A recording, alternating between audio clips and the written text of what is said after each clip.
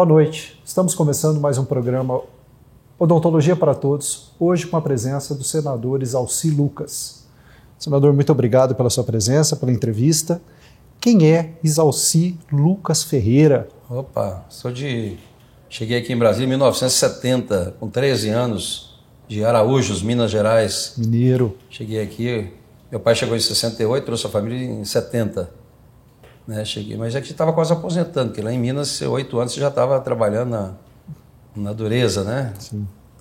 O senhor começou a trabalhar lá com 8 anos? A gente vendia laranja, engraçava sapato, quebrava brita, né? Essa coisa que era pra você comprar um picolé ou ir para um cinema, você tinha que trabalhar, ralar muito, né? Depois meu pai veio com a família. Eu estudava em Itaúna e vim direto para Brasília aqui com a família, num caminhão com 7 filhos, né? Meu pai e minha mãe.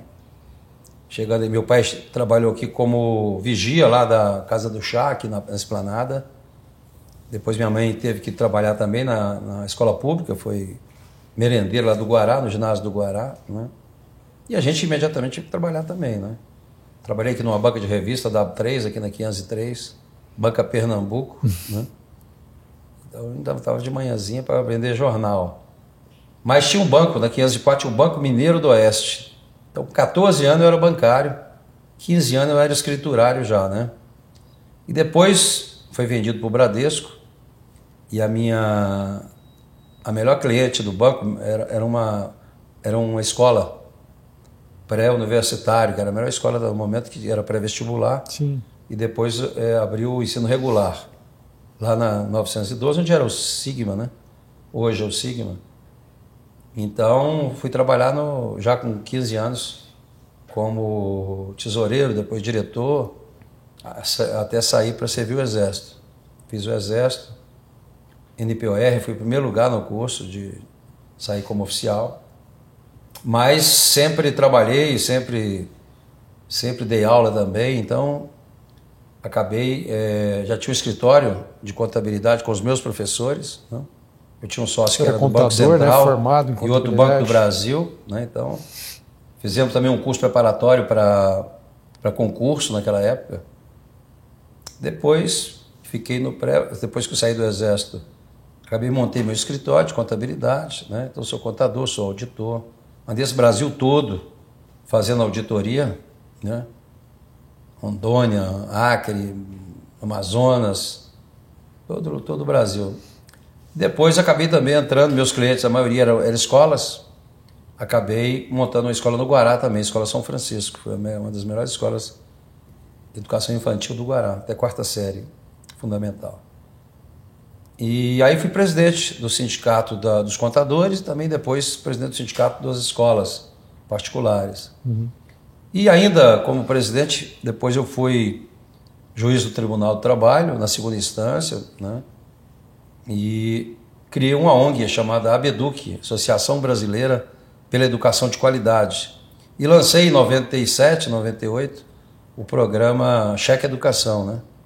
As escolas me davam as vagas ociosas e eu botava um aluno estudando, pagando a metade com Cheque Educação, que hoje virou o ProUni, né? Sim. O ProUni nasceu em 2004 já, com ainda o Cheque Educação de 98. Então deu origem, né? Depois acabei entrando na política. Fui candidato a deputado distrital em 98. Fiquei suplente, em 2002 eu fui eleito com uma boa votação. Fiquei na Câmara alguns meses. Fui convidado para criar a Secretaria de Ciência e Tecnologia. Aí nós criamos lá o Parque Tecnológico, né? Vários projetos de inclusão digital e tal. Depois fui candidato a federal, né? Aí fui secretário novamente, Ciência e Tecnologia, 2 mandatos de federal e agora senador, né? Casei com 21 anos, né? Tenho ainda a minha esposa, agora com 2 netos, né? Que é uma maravilha, realmente a melhor coisa do mundo são os netos. Pessoal o filho com açúcar, né? É o filho com açúcar. E aí, né, a gente tem tentado, né? Mas eu sabia desde o início que para você fazer a mudança você tem que ter a caneta, né? O que estimulou o senhor? Teve alguma frustração, alguma coisa que te desafiou de olhar e falar, eu preciso fazer algo diferente, eu preciso ter condições que nem ter o poder na caneta para mudar mesmo, porque do jeito que está eu não consigo atuar? Bem, no momento que eu decidi entrar na política, eu era juiz do Tribunal do Trabalho, era presidente do sindicato das escolas e tinha meu escritório de contabilidade e auditoria. E aí eu percebi que para fazer a mudança mesmo, você tinha que participar da política, né? E o que a gente vem percebendo é que durante esse período todo a gente vem perdendo muita qualidade de vida. Brasília já foi referência na educação, não é mais. Hoje nós estamos disputando talvez os últimos lugares. A saúde é um caos em Brasília. Poderia ser referência, porque aqui a saúde, eles tratam do curativo, né? Não faz o preventivo, e que é necessário, né? Tudo passa pela educação, né? Eu entrei na política pela educação, então sempre participei da Comissão de Educação e sempre fui presidente da Frente Parlamentar de Ciência, Tecnologia e Inovação. Sim. Então, resolvi entrar, né, para a política e desde o primeiro momento me disseram, olha, só tem uma porta, que é a porta de entrada, porque você acaba se envolvendo com muita gente, com muitos projetos e acaba a coisa... Até para você fazer as mudanças leva tempo, né? Porque há uma diferença muito grande entre a iniciativa privada e a iniciativa pública. Eu percebi assim, na iniciativa privada você pode fazer o que você quiser, você só não pode fazer o que é proibido, né? Mas no serviço público você só pode fazer o que é permitido. Então é uma diferença imensa. O senhor sente uma dificuldade e uma forma que não é tão rápido, digamos assim, em relação... É burocrático. Burocrático, é difícil, é moroso. A legislação foi feita para não funcionar, né? Na prática é isso, porque... E se você fizer alguma coisa, você vai responder por isso. Ou ela é feita justamente para a gente desistir no você meio do caminho. Quando eu assumi a primeira... Aliás, primeiro foi em 98, quando eu assumi o SLU, Serviço de Limpeza Urbana, eu fui diretor do SLU. E foi uma experiência boa, né? Porque a gente tinha as parcerias com as prefeituras de quadra. Brasília tinha essa tradição das prefeituras de quadra. Então a gente fez belas parcerias, botando as pessoas nas quadras para fazer limpeza, varrição. E era muito importante para as quadras, né? Porque você conhecia a família toda, você sabia se tinha estranho na quadra, se não tinha. Então foi muito boa a experiência. Mas, infelizmente, no Brasil você tem políticas de governo. Cada governo que entra acaba com tudo e começa tudo de novo, né? Por isso que é importante as leis, né? É um país e um estado que você não tem planejamento. O último planejamento que eu vi, acho que foi o JK. O JK, sim, tinha metas estabelecidas, estabeleceu 5 metas, né? Construiu essa cidade maravilhosa aqui, Brasília, em 1000 dias, menos de 4 anos. Imagine fazer um patrimônio da humanidade hoje, que é Brasília, em 1000 dias, sem nada aqui, só um cerrado, né? Vindo gente de fora para todo lado. Então, é um feito assim maravilhoso. Mas ele estabeleceu metas e ações e planejamento, né? Coisa que o Brasil se perdeu com isso, né? Hoje cada ministério, inclusive aqui mesmo, Secretaria de Educação não fala com a cultura não fala com a saúde, não fala com... Ninguém conhece ninguém, quer dizer, cada um toca como se fosse um governo diferente, né? Então o que falta no Brasil há muitos anos, que eu percebi desde quando eu entrei na vida pública, é planejamento. Eu percebi que era difícil você fazer qualquer coisa, porque só podia ser se tivesse... Pra você ter ideia, quando eu fui secretário, se o pesquisador apresentasse um projeto de pesquisa e no meio do projeto tivesse um determinado reagente e ele trocasse o reagente e tivesse um resultado maravilhoso, ele era punido porque trocou o reagente.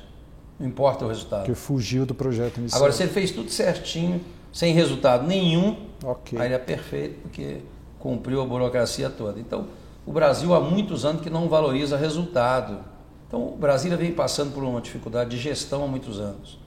Então, você tem ideia, essa é da área de saúde. Eu já fui contador de hospital. Na iniciativa privada, o cara riscou um palito de fósforo, está na conta. Ao que você sair, você vai estar lá, nota fiscal para estar lá. Uma caixinha de fósforo, né? No serviço público é a mesma coisa. O Sistema Único de Saúde, você tem que, mesmo sendo serviço público, você tem que cadastrar todos os procedimentos que você vai fazer numa UPA, no hospital, no centro de saúde. Você tem quais os procedimentos que você vai adotar. Registra no Ministério da Saúde. E cada procedimento que você faz, você tem que, como se estivesse faturando. Na conta, sim. E o SUS reembolsa. Exatamente. Atendeu gente que não é do DF, não tem problema nenhum, você atende, que é universal, sim, mas reembolsa. Mas eles não fazem isso. Então a gente paga uma conta que não é nossa, né? Então nós temos muito recurso, mas muito mal aplicado, mal gerido, né? Porque, pra você ter ideia, o sistema de saúde do DF não tem controle de estoque de medicamento, tudo analógico, né? O sistema não se comunica.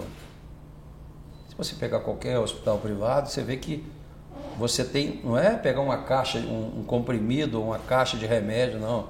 Você tem 30 gotas, são 30 gotas. Aqui não. Serviço público, você... Né? Então você fica com uma pessoa na UTI que custa 2 mil por dia, mais. Às vezes esperando um medicamento que custa R$10 e que está custando 2 milhões ali por dia. Então, bicho, é uma falta total de organização que, a meu ver, não há interesse em organizar, porque a corrupção, né, ela atua em cima disso. Não tem controle, por isso é que falta medicamento. Você vê gente vendendo medicamento para todo lado aí na cidade, né? Se você pegar 10 receitas 8 iguais, você vai em 10 lugares e pega o mesmo medicamento. Não tem controle, não há comunicação, né, entre as cidades, os postos de saúde, não tem nada, não tem controle nenhum, tudo analógico. Não tem uma rede centralizada disso. Né? Agora, isso é de hoje? Não, já vem de muitos anos. Nunca houve interesse em você organizar coisa que nós estamos no século XXI, tecnologia fazendo... Né? Foi discutido no último governo a questão de bater ponto, se o médico ia bater o ponto. Cara, hoje você abre o computador, você já está trabalhando. Você abre o computador, tira uma foto pelo celular, sabe onde você está. Mas não só isso. Quando você chegou um paciente, você abre o computador, você tem que ter tudo ali. Sim. O prontuário, você tem que ter todos os exames, está tudo ali, cara. Então, Brasília, por incrível que pareça, você ainda vê gente dormindo na fila para fazer matrícula. O cara sai de madrugada, não pegar um ônibus para marcar uma consulta, coisa que você pode fazer pelo aplicativo, né? Então, há uma desorganização, há um improviso muito grande, porque também os governantes entram. Esse governador que está aí, por exemplo, caiu de paraquedas, não conhece a cidade, nunca foi servidor, nunca atuou no serviço público. Até ele descobrir como é que funciona, já acabou o governo. O senhor sempre foi muito ligado à educação, inovação, né, ciência, tecnologia. Como que o senhor viu, né, essa revolução que nós tivemos aí durante a pandemia? Né? O senhor é a favor do aluno ter possibilidade de estudar em casa? Esse é outro problema. O Brasil levaria talvez mais 10 anos para chegar onde nós estamos chegando hoje. O que aconteceu na pandemia é que nós descobrimos que as diferenças são muito mais do que imaginávamos. Por exemplo, nós detectamos 32 milhões, olha, 32 milhões de habitantes que era invisível, que sequer tinha registro, você não sabia se existia, né, para efeito de governo. Então o governo não conhecia esses 32 milhões que com a pandemia, com o auxílio emergencial, eles apareceram. Cadastraram, sim, CPF, né, e tal. Então, e a gente pôde perceber, né, e a gente acompanhou passo a passo, né, que aumentou ainda mais a diferença, inclusive na educação. Então você tem hoje 70% dos alunos do Brasil não tem acesso à internet, não tem computador, né? E aí se o Enem, por exemplo, né, que é na minha área de educação, né, que é o principal mecanismo de acesso às universidades. Sim. É o Enem. Aí você pega, o Enem foi criado uma forma de você, é um vestibular, né, para atender os alunos do ensino médio, terceiro ano, para entrar na universidade. E é um facilitador, né, porque muitas vezes, eu, por exemplo, sou de São Paulo, a gente não ia prestar, por exemplo, em Fortaleza, no Federal, né, pelas distâncias, era impossível. Isso, a pessoa que está em qualquer região, ele consegue ver a faculdade do país todo. E, além disso, né, aí acontece, né, eu mesmo fui relator, fui autor, não sei, para prorrogar o Enem. Por quê? Aqui em Brasília mesmo, não teve aula em 2020. Sim. Como é que você abre um Enem para os alunos que não tiveram aula nenhuma para competir com aqueles que já concluíram? Porque os que concluíram já fez o Enem o ano passado. Então tinha que adiar ao máximo. E aí não adiaram o que a gente queria, mas foi aplicado. Agora basta ver o que está acontecendo. Primeiro, presencial teve 52% de abstenção. Agora 58, 60 e tantos por cento. E o Enem digital também não funcionou, né? E nem eu sabia que tinha que ir lá fazer. Para mim era do computador também, né? Sim. Eu mesmo fui surpreendido. Não entrei muito em detalhe, mas eu esperava que, né, se podia fazer. Mas não, você tinha que ir na escola do mesmo jeito, só usar o computador, quer dizer, um negócio meio... Mas tudo bem. Mas eu digo assim, né, a gente pode perceber que essas diferenças são imensas. Nós aprovamos recentemente o FUST, pegar o dinheiro do FUST, que é o Fundo Universal das Telecomunicações, para você botar até 2026 banda larga em todas as escolas, que não tem. Brasília não tem banda larga nas escolas. E hoje, eu já dizia isso em 2004, quando eu fui secretário em 2004, eu já comecei o processo de inclusão digital, que eu já dizia naquela época, olha, o analfabeto hoje não é mais quem não sabe ler e escrever, o analfabeto é quem não tem acesso à internet. Depois de 2007 eu lancei aquele programa DF Digital, que nós botamos mais de 200 mil pessoas fazendo curso de qualificação de qualidade, não era esses cursos valita de FAT, essas coisas não. Tanto era tão bom que as faculdades recebiam o certificado como carga complementar, aquelas 200 horas. Atividades complementares. Então, você vê que não tem sequência, nem as coisas boas. O Parque Capital Digital que lançamos, Brasília hoje era para ser a cidade do silício assim, era uma referência internacional. Está do mesmo jeito que nós deixamos. Né? Então, você pega hoje o Parque de Santa Catarina, né, já está exportando, e Brasília está aí nessa... Né? Isso causa para o senhor uma mudança de panorama, muitas vezes caminhando para a aprovação de leis, então, para tentar executar. O que eu fiz na área de ciência, tecnologia e educação? Né? Fui para a Câmara, então coloquei inovação na Constituição, mudamos toda a legislação de ciência e tecnologia, que na época, para você ter ideia, pesquisador, você sabe que inovação acontece nas empresas, não é na universidade. Mas os pesquisadores não podiam ir para as empresas. Era dedicação exclusiva, não podia participar não podia participar do projeto da patente, não podia ganhar dinheiro com a invenção, nada. O que então, fora do país é super estimulado, quer dizer, o cara está fazendo uma pesquisa, meio-dia, hora do almoço, vai embora.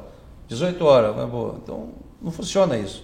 Agora não, mudamos tudo. Ele pode hoje estar na empresa participando do projeto, tem participação na empresa ou no próprio produto. Porque o Brasil hoje é o 13º ainda em artigo científico. É o que mais escreve. Por quê? Porque nas universidades hoje o que conta no plano de carreira são artigos científicos. Para você ter segurança, você tem que ter pleno emprego, né? Porque as pessoas estão desempregadas, não têm dinheiro. É todo um conjunto. Vai fazer alguma coisa. Né? O jovem, se não tiver emprego, não tem expectativa. Hoje a juventude, lamentavelmente, não está sendo preparada para o que está vindo aí. Né? Hoje você tem a geração nem, não estuda nem trabalha. E aí fica muito fácil, né, para os traficantes entrar nesse meio.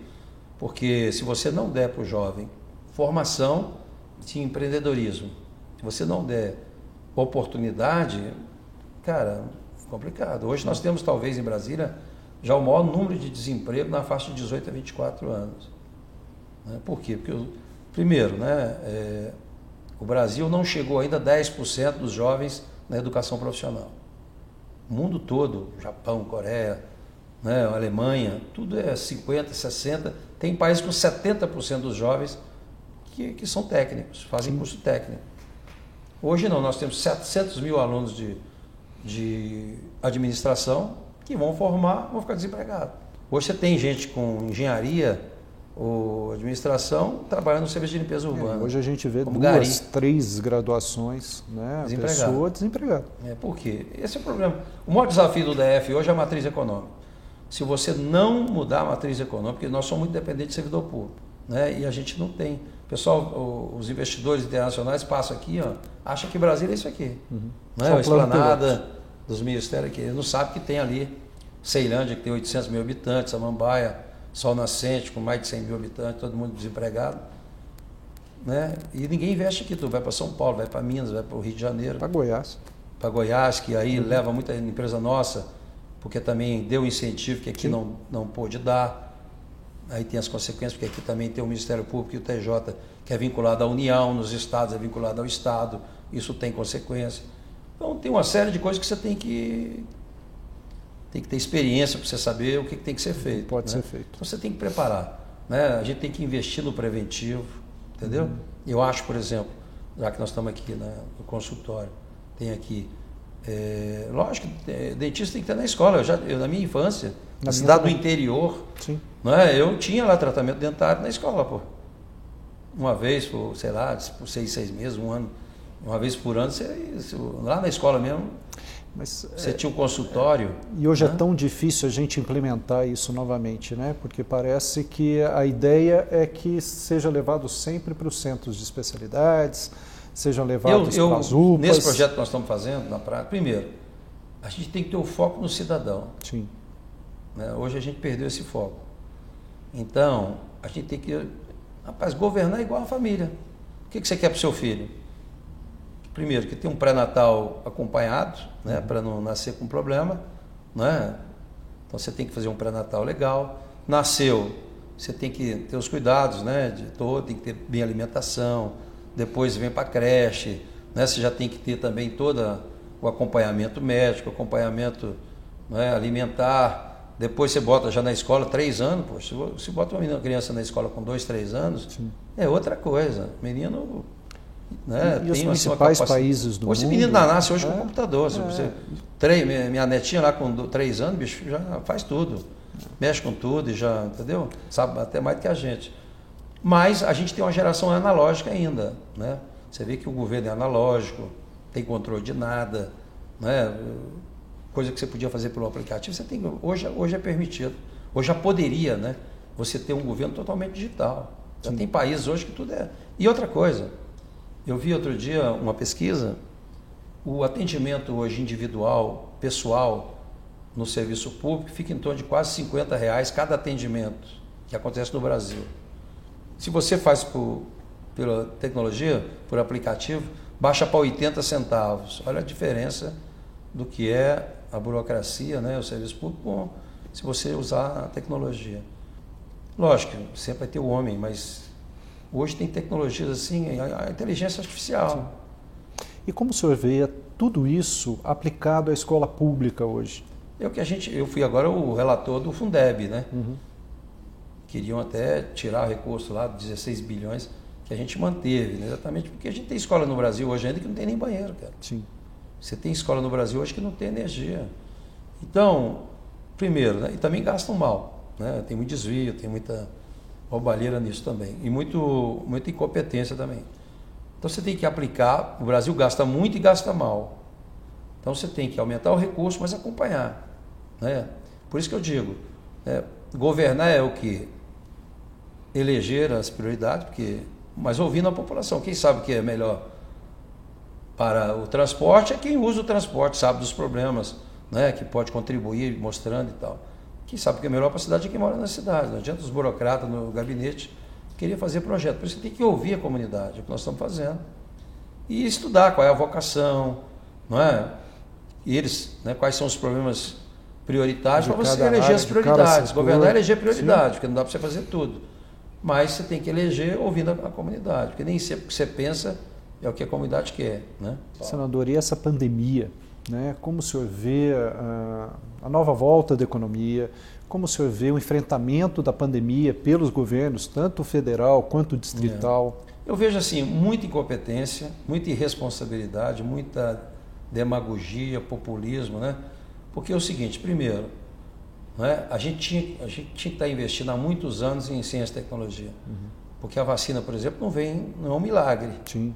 E não vem da noite para o dia. Isso aí, anos e anos de estudo, né? O Brasil perdeu, inclusive, a capacidade de produzir o insumo básico que você vê agora. O IFA, a gente depende da China, depende da Índia, agora a Argentina está produzindo. Por quê? Porque o Brasil deixou de investir na infraestrutura de laboratório, né? Nós estamos tendo problema até com os EPIs. Nós não temos EPIs aqui. Nada, não tinha máscara, né? Sim, máscara, luva. Nada. E álcool gel, respiradores. Exatamente. Né? Por quê? Porque a China e a Índia ficou anos e anos oferecendo trabalho praticamente escravo, então a mão de obra lá embaixo, o custo do Brasil é altíssimo.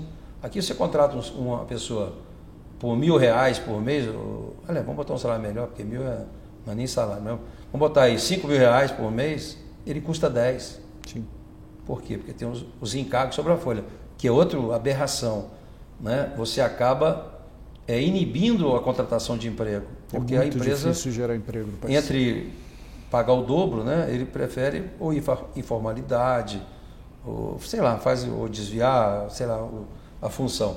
Então o custo do Brasil é muito alto, além dos encargos, dos impostos. Então, lógico, é muito mais fácil você comprar da China do que produzir. Só que agora vem as consequências. Os Estados Unidos viu isso. Sim. Os Estados Unidos também faltou tudo. Por quê? Porque tudo que era mão de obra mandava para a China e para a Índia, né? Que o custo é baixíssimo.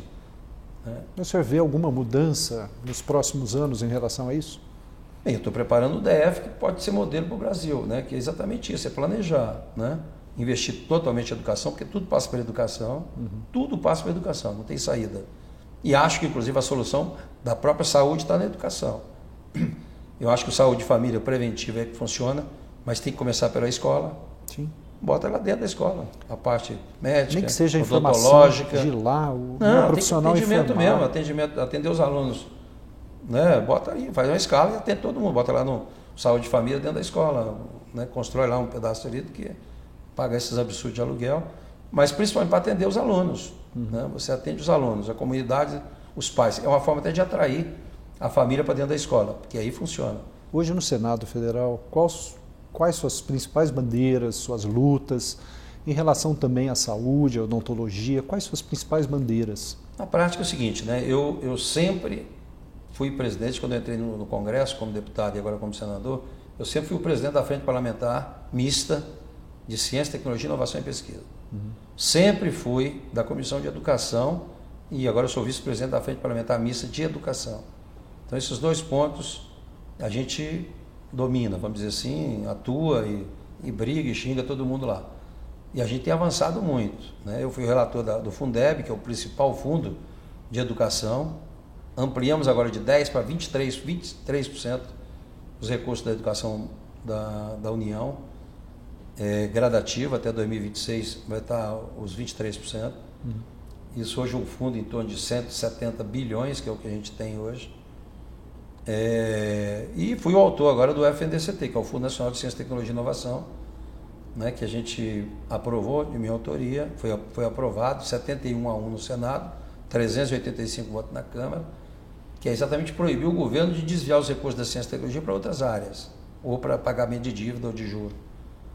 Foi vetado, mas não vou derrubar o veto agora. Agora, como eu sou contador, auditor, a gente conhece a questão empresarial toda, porque eu fui empresário, a gente acaba participando de todo o debate na área de tributária, na área de desenvolvimento econômico, empresa, a gente conhece tudo isso aí. Então, eu acabo me envolvendo em todas as áreas. Né? Agora, como eu fui contador, já fui contador de hospital, né? Já fui secretário por 2 mandatos. Então, lógico, a saúde é o que eu estou dizendo para você, falta gestão, falta você priorizar o preventivo e não o curativo, que fica muito mais caro, né? Essa falta de gestão que está aí. Então, eu não vejo assim muita dificuldade em resolver os problemas, mas tem que ter a participação da comunidade. O senhor consegue ver uma carga tributária tão alta para os profissionais de saúde, o autônomo, que está com um consultório normal, como é difícil, como o senhor disse, ainda quer aumentar, né? Ter uma secretária, ter uma auxiliar, ter um pessoal ali coordenando tudo, se torna muito oneroso até para o próprio paciente. E foi muito ruim, porque na prática, por exemplo, nós aprovamos, em 2011, eu era deputado, nós aprovamos a desoneração da folha para 11 segmentos, inclusive para a construção civil, que é um setor que emprega muito. Sim. Aprovamos, o governo vetou, agora, final do ano, nós derrubamos o veto, e olha que isso aí, né, para planejamento, né, é fundamental. Como é que eu vou fazer um orçamento de uma obra, vou construir um prédio, eu preciso dar o orçamento. Aí a gente aprova que a tributação é sobre a receita, não é sobre a folha. Aí o governo entra na Justiça, no ADIM, no Supremo, para dizer que é inconstitucional, então está discutindo no Supremo. Aí daqui a pouco você já fez o contrato, aí vem o Supremo, não, tem que pagar sobre a folha. Você quebra qualquer empresa. Né? Então o que falta no Brasil é isso, você não tem previsibilidade, você não tem segurança jurídica, isso acaba afastando os investimentos. Senador, e o que a pandemia mudou a sua forma de ver a vida, o seu dia a dia em relação ao Exalci, não ao senador? Né, lógico, né, fiz 2.000 reuniões virtuais, trabalhei muito mais do que o presencial, que é natural, todo mundo quer falar, todo mundo quer conversar, então você faz a reunião virtual. Mas acho que a pandemia aproximou um pouco mais, né? A gente voltou um pouco mais para a família. Eu, por exemplo, trabalhava de manhã, tarde, de noite, para baixo. Tal. Nesse período agora eu consegui ficar um pouco mais em casa, trabalhando, mas... Né, então pude curtir minha neta, tomar café com ela, almoçar com ela, coisa que eu não fazia. Então aproximou um pouco mais, né? A família, você refletiu um pouco mais também, que você, nesse mundo, não é só trabalho e não é só consumo, né? Você tem que... a gente fica também um pouco mais distante dos familiares, né? Da família irmãos, como um todo, primos, não sei o quê, exatamente pelo distanciamento. Mas eu acho que foi um momento de reflexão, acho que as pessoas começam a refletir um pouco mais que a vida não é só isso, né?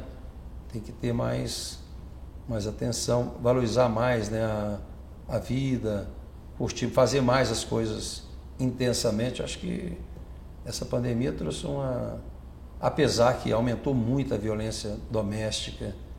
Eu fiz agora, durante a pandemia, um projeto para penalizar, aumentar as penas das agressões contra os idosos. Pra você ter ideia, 52% das agressões do idoso é dos filhos, cara. Sim. E em segundo lugar, dos netos. Então, coisa absurda, né? Aumentou muito a violência, depressão, suicídio. Isso aumentou muito também. Então, agora, trouxe grandes oportunidades, né? Quer dizer, quem soube aproveitar o que tem de curso hoje de graça, na internet, de formação, de qualificação, é isso que os alunos precisavam estar preparados para isso. O motoboy mesmo também aumentou muito, né? Então, e vai ficar na prática. Aí vem o drone agora, né? Daqui a pouco você está entregando tudo por drone, automatizado. Então você tem que buscar alternativa, porque senão daqui a pouco tem muito desemprego, porque a tecnologia também acaba tirando essa mão de obra não especializada. E aí a gente precisa buscar, né? Por isso que eu digo, o maior desafio nosso hoje é mudar a matriz econômica do DF. Nós temos aqui 180 representações internacionais, embaixadas. Tem que buscar esses caras. Né? O que vocês querem para investir em Brasília? Né? Vai no Japão, na Coreia, tem 180. E aí fica tudo parado. Tem tudo muito próximo e ao mesmo tempo não acontece. E olha que nós temos o maior número de pesquisador por habitante. Temos aí faculdades, universidades boas. O que precisa na faculdade mudar um pouco a universidade é trazer a universidade para o mundo real, né? Porque não adianta ter esse conhecimento todo e ficar lá dentro, né? Tem que pegar esse conhecimento e trazer para a vida real. Então tem muita coisa para ser feita aí, né? Senador, e em 2022, o que nós podemos esperar do senhor? GDF? Na prática é o seguinte, eu não entrei na política para ser deputado e para ser senador, não é carreira, né?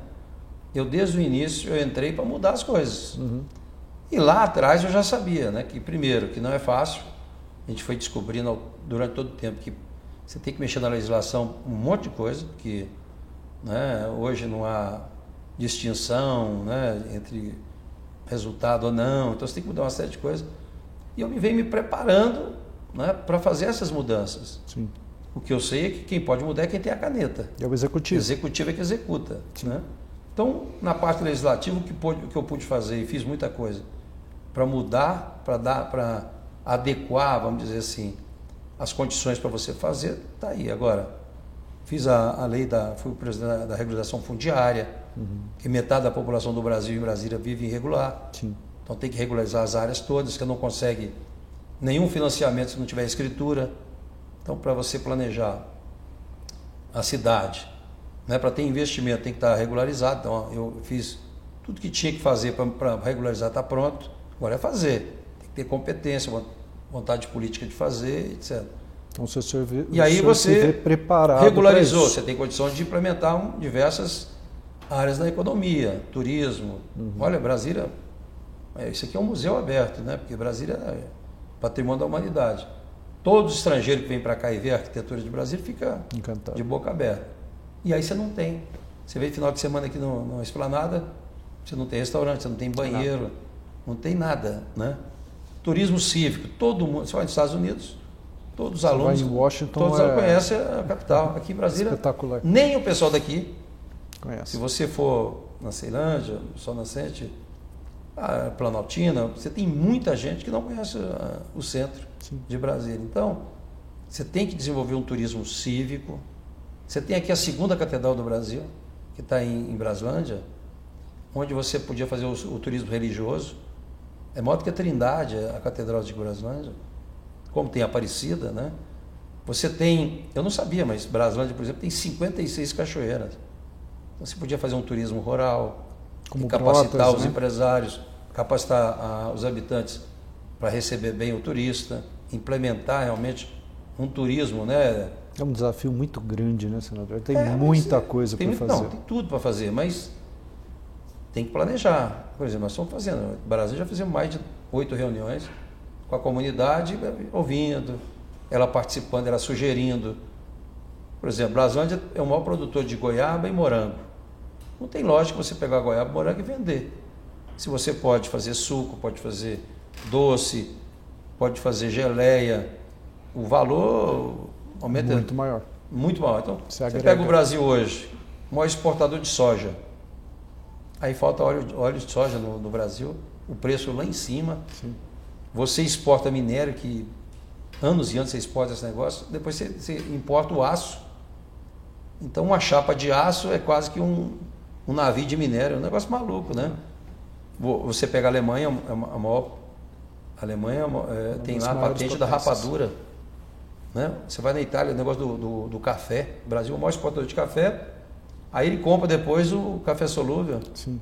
Uma caixinha custa mais do que uma saca de café. Esse negócio... Então é isso, né? O que falta no Brasil é isso, é inovação, né? Melhorar realmente essa... Tem planejamento. No Brasil não tem planejamento nenhum. Né? Te pergunto, quantas vezes o ministro da Educação falou com o ministro da Cultura? Te garanto que nenhuma, nem se conhece. Como é que você faz educação sem cultura?